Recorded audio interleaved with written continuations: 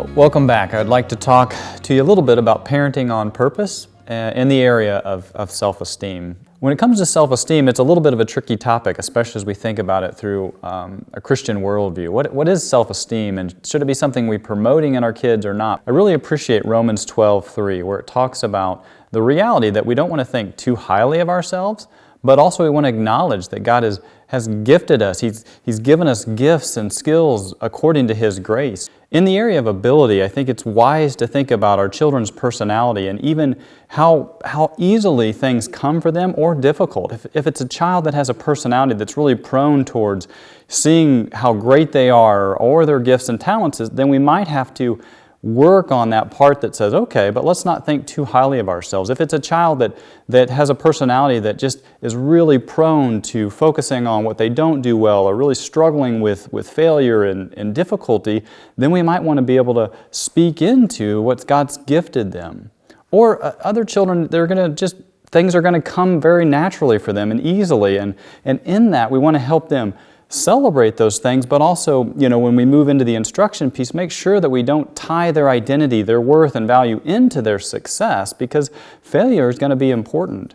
Likewise, the child that really struggles in almost every area and everything just seems so hard, how do we help encourage them and help them celebrate the small things? And that might be harder for them, or even harder for us to find those areas, but that's going to be key as we think about this balance of saying, God has put good things within you, and we want to see those things and celebrate those things, but also we don't want to think too highly of ourselves. I think sometimes when we think of self-esteem, the focus is on, man, how do I make sure that my child thinks really highly of themselves? Like, we wouldn't use that language, but that's what it turns into. Accidentally, what we're learning over time is that when we move into that approach, it tends to lead to comparison.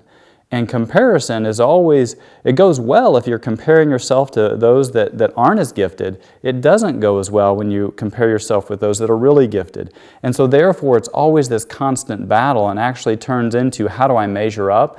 That always then leads into really a poor view of self. So I think that would be important to think about in the instruction category. And then in the practice, I think to find ways to be able to reflect on events or things that they've done. Hey, what went well? What maybe didn't go well? What could you improve on? What did you really excel in here? And just having that dialogue, giving them opportunity to practice acknowledging gifts, recognizing weaknesses, and seeing that as part of the journey to grow up in a way that helps them view themselves in light of Romans 12:3.